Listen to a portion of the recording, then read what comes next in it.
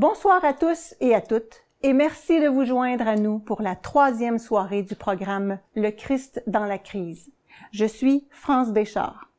Le pasteur Lucian Stefanescu et moi, nous vous souhaitons bienvenue à notre 3e rencontre.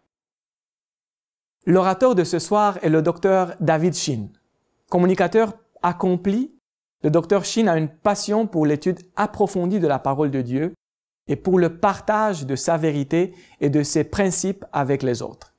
Il a donné plusieurs conférences lors des camp meetings de 3ABN et des conférences GYC. Le docteur Shin apporte avec lui 16 années d'expérience pastorale, mais le domaine de l'éducation ne lui est pas étranger. Il s'est impliqué pendant 12 ans comme enseignant auxiliaire dans le programme pour les étudiants Michigan Conference Campus Ministries et une année supplémentaire au Heartland College. Son portfolio comprend également une expérience dans le travail de colporteur et le travail biblique. Aujourd'hui, il est président du collège Wichita Hills et continue de vivre sa passion en éduquant des jeunes hommes et des jeunes femmes que Dieu utilisera pour achever son œuvre et hâter la seconde venue de Jésus. Notre message de ce soir est intitulé « Contexte pendant la crise, notre modèle christocentrique ». Que Dieu bénisse le message de ce soir et ceux qui l'écoutent. Bonsoir, chers amis. C'est un privilège pour moi de partager avec l'Union canadienne. J'ai eu le privilège, il y a quelques années, de traverser le Canada quand j'ai déménagé de l'Alaska à l'Arkansas. C'était vraiment d'une beauté immaculée, surtout parce que l'automne colorait les feuilles des arbres. C'était une merveilleuse expérience que de conduire au Canada. Je vous transmets les salutations de l'Arkansas, plus précisément du campus de Wichita Hills College. C'est un privilège de pouvoir vous parler dans le cadre de cette série que l'Union canadienne a intitulée « Christ dans la crise ». Avant de commencer notre étude d'aujourd'hui, je vous invite à incliner vos têtes et nous allons prier ensemble. Père Céleste, nous te remercions pour le privilège et l'opportunité que nous avons de t'appeler notre Père et notre Dieu. Nous prions qu'alors que nous étudions ta parole, alors que nous recherchons Christ dans la crise, que nous cherchons à être comme Christ à travers cette crise, nous prions pour que le Saint-Esprit nous inspire, nous instruise et éclaire nos esprits. Nous te demandons toutes ces choses dans le précieux nom de Jésus. Amen. Nous voilà arrivés aux dernières semaines de l'année 2020. Une année qui sera reconnue comme une année de crise multiple. Nous traversons une pandémie, un moment de crise historique et planétaire, où tous craignent la COVID-19. Il semble que nos vies soient sans dessus-dessous. Nous devons nous habituer à une nouvelle réalité. Et comme si ça ne suffisait pas, nous traversons aussi une crise sociale, une crise de droits civils qui réclame justice, liberté, et tous les camps sont polarisés. Et aux États-Unis, il y a une crise et une polarisation politique qui prend place. Nous venons de passer à travers une période d'élections, de disputes tumultueuses. Et puis, on a aussi une crise théologique à l'intérieur et en dehors de l'Église. Il semble que tout vent de doctrine souffle dans l'Église, comme à l'extérieur. Et les gens se demandent, mais jusqu'où est-ce que ça va aller? Et peut-être que dans vos cœurs, vous vous posez la question, mais quand est-ce que tout ça va finir? Est-ce que l'année 2020 peut encore empirer, alors qu'il nous reste quelques semaines avant que tout cela finisse? Alors je voudrais attirer votre attention aujourd'hui dans la Bible sur un texte dans Jean chapitre 1, verset 29. La communauté croyante des Juifs traversait sa propre crise existentielle sous la domination de l'Empire romain. Et en plus, ils avaient à faire face à une crise théologique, car on se questionnait au sujet de la nature du Messie. Vous savez, toutes ces théories circulaient dans la communauté juive, et tous se demandaient si le Messie viendrait. Donc il y a une tension politique, avec une crise politique également, et puis il y a de faux Christ, de faux Messies qui apparaissent. Et voilà Jean le Baptiste qui donne la plus importante introduction, je dirais la plus grande introduction de l'histoire de l'humanité, dans Jean 1, 29. Le lendemain, Jean vit Jésus venant à lui, et il dit, « Voici l'agneau de Dieu qui ôte le péché du monde. » C'est la plus importante introduction de l'histoire de l'humanité. J'ai lu un livre il y a quelques années intitulé « Comment lire un livre » de Mortimer Adler. Le titre parle de lui-même. Adler était l'éditeur de l'Encyclopédie Britannica. Il a noté que l'une des premières choses à faire quand on lit un livre, c'est d'abord, en tout premier, de lire le titre, pour avoir une idée du contenu du livre. Puis ensuite, il dit, il faut regarder la table des matières. Puis il dit que la chose la plus importante à faire avant de lire le premier chapitre, c'est de lire l'introduction. Parce que l'introduction nous indique l'objectif du livre. Elle nous dit pourquoi le livre a été écrit. Personnellement, dans mon expérience, souvent j'ai sauté l'introduction parce que j'avais l'impression qu'il s'agissait d'un ajout un peu inutile à la compréhension du livre. Mais Mortimer Adler soutient qu'une introduction ne devrait jamais être ignorée. Elle devrait être étudiée. Donc ici, Jean-Baptiste a vécu toute sa vie avec un seul but, introduire la personne la plus importante qui ait jamais foulé le sol de la planète. Dieu fait chair. Il a vécu 30 ans de sa vie dans le désert en préparation pour cette introduction. Et voilà, dans Jean 1, 29, il fait l'introduction de Jésus. Et si nous suivons les conseils de Mortimer Adler dans Comment lire un livre, nous voudrons examiner, analyser, étudier l'introduction de Jésus-Christ faite par Jean le Baptiste.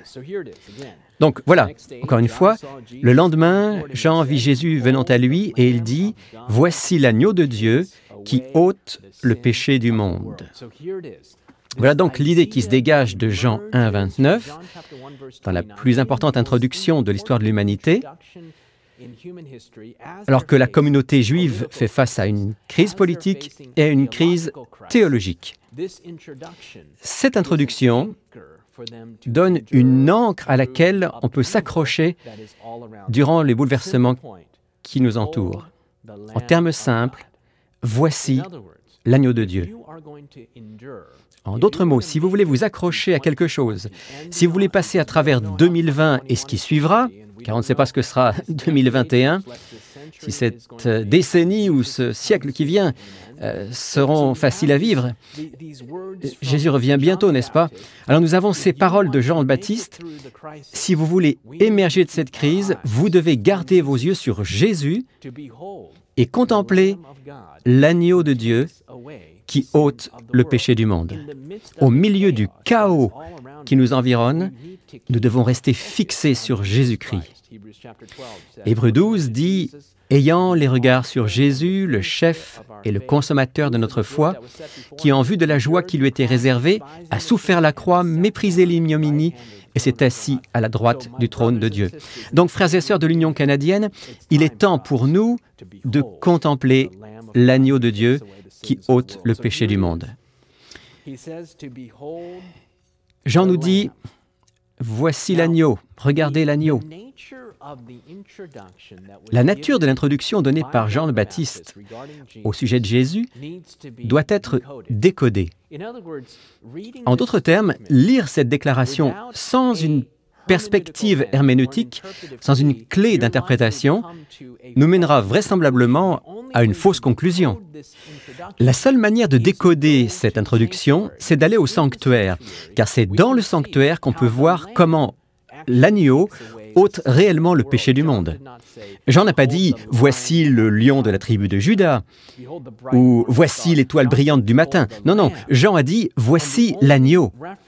Et le seul point de référence nous permettant de comprendre la fonction de l'agneau se trouve dans le sanctuaire. Donc, on voit immédiatement que pour interpréter l'introduction, dans cette introduction qui est la plus importante de l'histoire de l'humanité, il faut utiliser le modèle du sanctuaire afin de décoder ou interpréter ce qui se produit réellement à travers la mission et l'œuvre de Jésus-Christ en tant que Messie. Voici l'agneau de Dieu. Et que fait l'agneau? L'agneau ôte le péché du monde. Si seulement la communauté juive avait lu, reconnu, interprété, médité cette introduction, en utilisant le modèle pour décoder la signification insérée dans l'introduction de Jean, alors elle n'aurait pas manqué le Messie.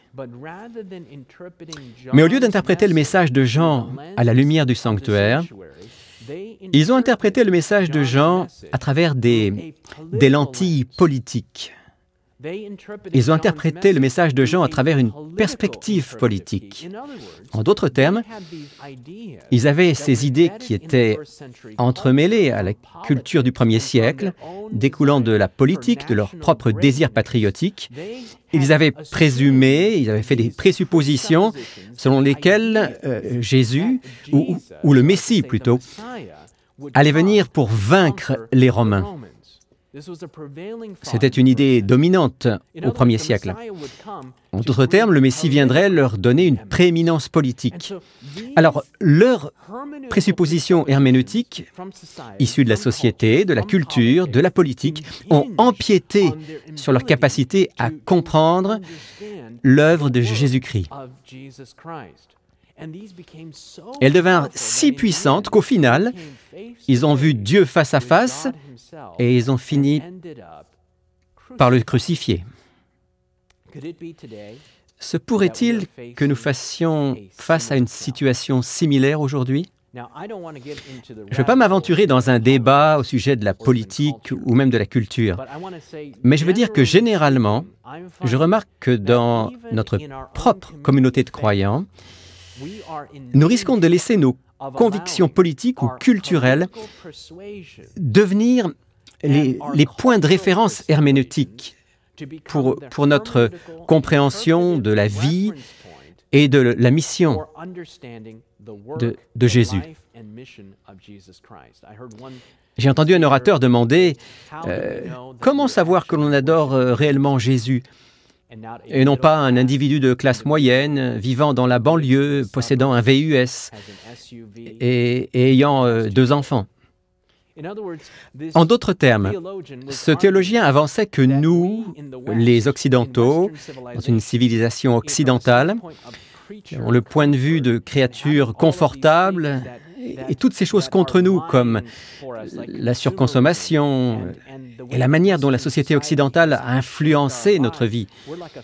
Nous sommes comme des poissons dans l'eau, incapables de mesurer notre propre existence. Il dit que nous sommes trop immergés dans notre culture, comme un poisson. Vous savez, si vous voulez savoir ce qu'est l'eau, ne demandez pas à un poisson, parce qu'il n'a aucun moyen de mesurer sa propre existence. Lorsque nous regardons à nous-mêmes dans le contexte de nos cultures, parfois nous ne pouvons même pas reconnaître le miasme qui nous entoure. Et ça me surprend parfois de parler à des frères chrétiens au sujet de la société, même au sujet de notre compréhension théologique de l'œuvre et de la mission de Jésus, et de voir à quel point nos convictions politiques ont eu un impact sur notre compréhension des Écritures. Aux États-Unis, nous avons les républicains et les démocrates. Et si nous lisons bien Apocalypse 13, à la fin des temps, les États-Unis d'Amérique tendront la main par-delà l'océan au catholicisme romain. et pour établir la marque de la bête.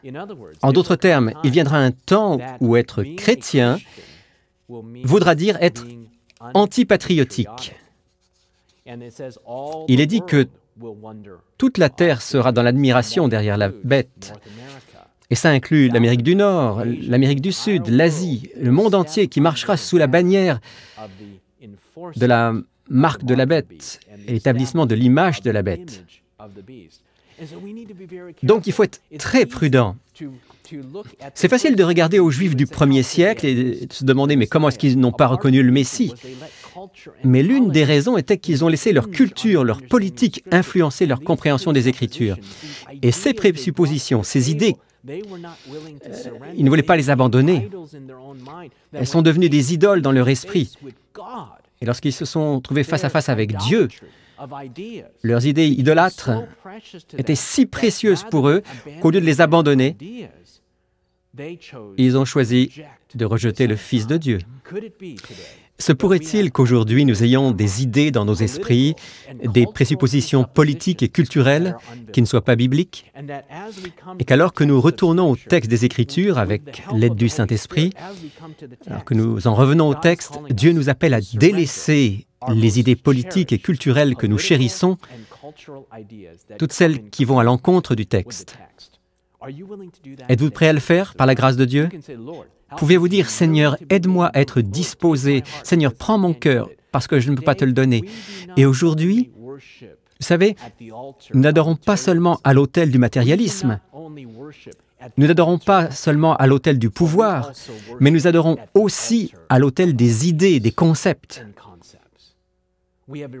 Nous avons érigé ces idées herméneutiques au sens large, ces idéologies, ces notions qui sont devenues si précieuses à nos yeux, que lorsque nous allons au texte, nous préférons réinterpréter le texte plutôt que d'abandonner nos idées. Et c'était la crise du 1er siècle. Les Juifs ne voulaient pas abandonner leurs idoles faites de leurs propres idées. Et celles-ci sont devenues si fortes qu'ils ont remplacé l'herméneutique du sanctuaire par leurs convictions politiques et culturelles. Et à la fin, ils ont rejeté le Messie. Le sanctuaire doit être un point de référence. Il doit être la clé d'interprétation qui nous aide à comprendre l'œuvre et la mission de Jésus-Christ à la croix. Mais ça va même plus loin, parce que lorsqu'on lit dans le Nouveau Testament, Hébreux chapitre 8, versets 1, 4, 5, l'apôtre dit « Le point capital de ce qui vient d'être dit, c'est que nous avons un tel souverain sacrificateur qui s'est assis à la droite du trône de la majesté divine dans les cieux, comme ministre du sanctuaire et du véritable tabernacle, qui a été dressé par le Seigneur et non par un homme. S'il était sur la terre, il ne serait même pas sacrificateur, puisque là sont ceux qui présentent les offrandes selon la loi, lesquels célèbrent un culte, image et ombre des choses célestes, selon que Moïse en fut divinement averti lorsqu'il allait construire le tabernacle. Et soin, lui fut-il dit, de faire tout d'après le modèle qui t'a été montré sur la montagne. Voici donc l'apôtre, bien après que le Messie soit venu, soit mort et retourné au ciel. Il est au ciel au moment où Paul s'adresse aux Hébreux, dans Hébreux chapitre 8, et il indique une transition du rôle de Jésus qui passe d'agneau de Dieu, qui ôte le péché du monde, à Jésus, notre souverain sacrificateur dans les cieux. En d'autres termes, Paul utilise le sanctuaire comme une clé d'interprétation, non seulement pour comprendre la vie et la mission de Jésus à la croix, mais ici, Paul utilise le sanctuaire comme clé herméneutique, cadre d'interprétation pour comprendre l'œuvre de Jésus dans les cieux, après la croix. Il utilise le terme « souverain sacrificateur dans les cieux », dans le sanctuaire céleste que Dieu, et non les hommes, a créé. Nos amis évangéliques acceptent que la notion du sanctuaire est la perspective herméneutique et la clé d'interprétation nous permettant de comprendre Jésus à la croix. Mais après la croix, il n'utilise plus le sanctuaire comme clé d'interprétation et disent que le sanctuaire n'est plus pertinent quand il est question de comprendre la vie et la mission de Jésus après la croix. Mais ici, Paul, dans Hébreux chapitre 8, indique que le cadre interprétatif du sanctuaire demeure. La transition se fait du sanctuaire terrestre au sanctuaire céleste qui a été créé par Dieu et non fait par un homme. Et le sanctuaire terrestre est un modèle du sanctuaire céleste. Et dans Hébreux 8.1, il est indiqué que Jésus prend non seulement le rôle de l'agneau, mais aussi le rôle du souverain sacrificateur. En d'autres termes, le sanctuaire et ses rituels sont un microcosme, une illustration en couleur nous permettant de comprendre la progression de Jésus dans le cadre de son œuvre dans le plan du salut. C'est ce que Paul décrit ici. En d'autres termes, Jean utilise le sanctuaire comme clé d'interprétation pour comprendre la vie, la mort et le ministère de Jésus à la croix lors de son sacrifice. Mais Paul utilise aussi le sanctuaire comme clé d'interprétation pour comprendre ce que fait Jésus dans le ciel après la croix. Alors c'est important pour nous de reconnaître ce qui se produisait dans le sanctuaire de l'Ancien Testament, parce que les auteurs de la Bible indiquent que le sanctuaire et les acteurs qui jouaient un rôle sont un type, une sorte de vision macroscopique du rôle que le Christ joue dans le sanctuaire. Il y a donc un type et un antitype. Alors, voyons rapidement ce qu'on appelle le type. Comment l'agneau de Dieu ôtait-il le péché du monde? Si vous regardez à l'écran, vous verrez une représentation du sanctuaire. C'est une vue à vol d'oiseau. Vous pouvez voir le parvis, le lieu saint et le lieu très saint. Quand le pécheur apporte l'agneau qui représente Jésus qui ôte le péché du monde dans le sanctuaire, quelque chose d'important avait lieu. L'agneau devenait le porteur du péché. Donc le pécheur venait placer ses mains sur la tête de l'agneau, confesser ses péchés sur cet agneau, et de ses mains, il devait trancher la gorge de l'animal. Puis le sacrificateur récoltait le sang dans un bol, et ce sacrificateur apportait le sang dans le sanctuaire et le plaçait sur les cornes de l'autel ou sur le voile qui se trouvait devant le sanctuaire. Donc, pour s'assurer que le processus salutaire ôte les péchés du pécheur, il fallait deux entités essentiellement. Il y avait l'agneau et il y avait le sacrificateur, le prêtre. L'agneau devait mourir et le sacrificateur devait administrer le sang du sacrifice de la part du pécheur. Donc, vous voyez, sans le sacrificateur, sans l'agneau, le péché ne pouvait pas être ôté. Les deux sont essentiels au plan du salut.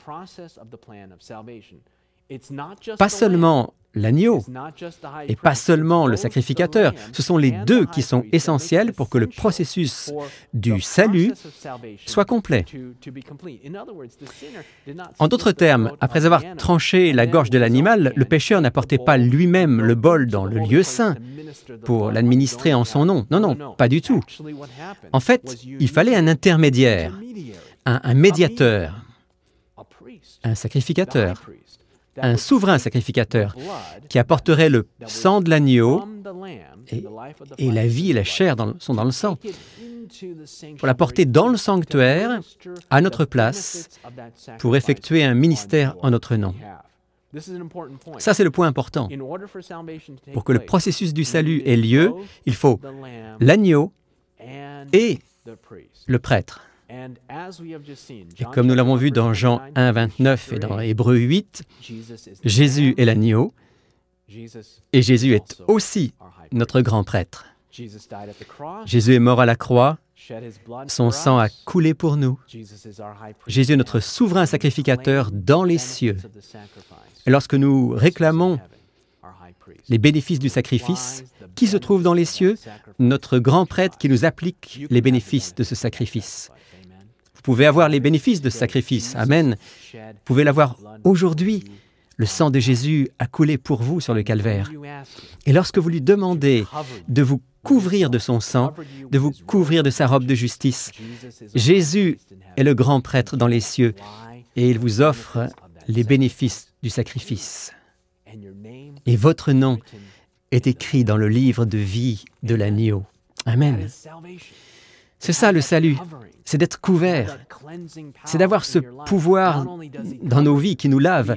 Et non seulement il nous couvre, mais il nous donne le pouvoir de vivre une vie comme celle du Christ. C'est un processus, un cheminement, une trajectoire. La justification a lieu comme ça. On est instantanément recouvert de la robe de justice. La sanctification, elle, c'est l'œuvre de toute une vie, alors que le Christ œuvre en nous. Donc dans Hébreux 8, les Juifs font face à une crise existentielle. C'est un autre moment de crise pour la communauté chrétienne juive en particulier. Parce qu'ils étaient à Jérusalem et les Juifs chrétiens avaient le cœur très attaché au sanctuaire terrestre. On approchait de l'année 70 après Jésus-Christ et ici, Paul, dans l'Épître aux Hébreux, dit à la communauté de foi juive, qui a aussi accepté le Christ, « Écoutez, maintenant c'est le temps de détourner votre attention du sanctuaire terrestre, de l'époque de cette terre, du souverain sacrificateur, pour aller vers le sacrificateur céleste. C'est pourquoi dans Hébreux 11, il est dit « La foi est une ferme assurance des choses qu'on espère, une démonstration de celles qu'on ne voit pas. » En d'autres termes, nous devons, par les yeux de la foi, bien qu'on ne puisse pas voir le sanctuaire céleste, bien qu'on ne puisse pas voir le souverain sacrificateur, nous devons voir et déceler, reconnaître que Jésus est notre grand prêtre dans les cieux. Ça, c'est le message du livre aux Hébreux. Les voilà en pleine crise. Le sanctuaire terrestre, Jérusalem, est sur le point de tomber en ruine. Et ils sont appelés à tourner leur attention vers Jésus, vers le sanctuaire dans les cieux. En d'autres mots, il y a ici deux crises dans l'histoire de l'humanité. Une crise en lien avec le Messie, dans Jean chapitre 1er, où il est dit « Voici l'agneau de Dieu qui ôte le péché du monde », pointant vers le sanctuaire, la compréhension de la vie, du ministère de Jésus. Et puis dans Hébreux 8, nous avons une autre crise qui est sur le point d'éclater et où le peuple est appelé à tourner leur attention vers le sanctuaire céleste où Jésus effectue un ministère pour nous. En d'autres termes, il y a deux circonstances dans les Écritures où, au sein d'une crise, Dieu appelle son peuple à tourner son attention vers Jésus, et plus précisément, à une compréhension de ce que Jésus fait dans le cadre du plan du salut en lien avec la structure du sanctuaire. Nous en venons à une autre crise, celle du mouvement adventiste. Et ils ont fait face à une expérience extrêmement amère. Ils pensaient que le 22 octobre 1844, Jésus reviendrait. Et ils le croyaient si fermement que beaucoup avaient investi toutes leurs ressources pour proclamer le retour du Christ. Et quand Jésus n'est pas venu, ils ont fait face, d'après moi, à la crise du siècle pour eux. Surtout d'un point de vue céleste. Les voilà. Ils croient à la nature prophétique de la parole de Dieu, ils croient que le temps de la prophétie indique le 22 octobre 1844, et Jésus n'est pas venu. Et il y a une dispersion. Cette communauté de croyants avait été sans aucun doute menée jusqu'ici par le Saint-Esprit, mais Jésus n'est pas venu. Et les voilà qui font face à une crise. Et vous connaissez l'histoire de Hiram Edson qui traverse un champ de maïs, puis soudainement il a cette révélation, cette compréhension, sous l'inspiration du Saint-Esprit, que la clé qui décode le mystère de cette grande déception, cette crise de 1844, eh bien la clé, c'est à nouveau le sanctuaire. Dans le livre La tragédie des siècles, page 459, il est dit « La clé de l'énigme de 1844 se trouvait dans le sujet du sanctuaire. L'étude de ce sujet révéla tout un système harmonieux de vérité. On y vit la main de Dieu qui avait dirigé le grand mouvement adventiste, éclairant la position et la mission de son peuple et lui signalant ses devoirs présents. En d'autres mots, le sanctuaire a révélé que le 22 octobre 1844, ils avaient la bonne date, mais le mauvais événement. Et le sanctuaire était la seule manière de tirer la bonne conclusion à propos de Jésus et de sa progression dans le plan du salut. Jésus n'est pas revenu sur terre le 22 octobre 1844. Jésus est passé du lieu saint au lieu très saint du sanctuaire céleste. Et c'est cette compréhension qui a donné naissance à l'Église adventiste. Gloire à Dieu pour cela. En d'autres termes, nous avons 3 points de crise dans l'histoire de l'humanité. Nous avons la crise dans Jean 1, au début du ministère de Jésus, à travers sa vie sur terre, sa mort sur la croix. Nous avons la crise dans Hébreux, décrivant la communauté chrétienne et les Juifs qui avaient accepté Jésus. Ils faisaient face à une crise parce que Jérusalem allait tomber en ruine. Et puis nous avons la crise de 1844. Et dans ces 3 crises, le sanctuaire est la clé d'interprétation qui mène à la compréhension de la vie, du ministère et de l'œuvre de Jésus-Christ. Et nous voici aujourd'hui. Se pourrait-il que dans cette crise de 2020, Dieu nous appelle à nouveau à regarder au sanctuaire? Se pourrait-il qu'alors que nous traversons actuellement une crise politique, économique, sociale, une pandémie, alors que le monde est bouleversé, nous soyons appelés à tourner les yeux vers Jésus pour contempler ce qu'il a fait pour nous, ce qu'il fait en ce moment pour nous, et que le seul moyen d'y arriver soit d'examiner le sanctuaire.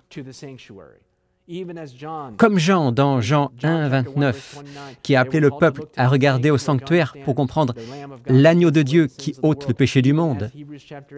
Comme Paul, dans l'Épître aux Hébreux, a appelé les premiers croyants à regarder à Jésus comme le grand prêtre dans les cieux. Se pourrait-il que nous soyons appelés maintenant à regarder à Jésus, à son œuvre ultime, un type du jour des expiations finales qui conclura cette dernière étape? Soit dit en passant, le message qui fait distinctement de nous des adventistes du 7e jour. Se pourrait-il que nous devions utiliser la vision macroscopique du sanctuaire pour nous aider à passer à travers la crise de 2020?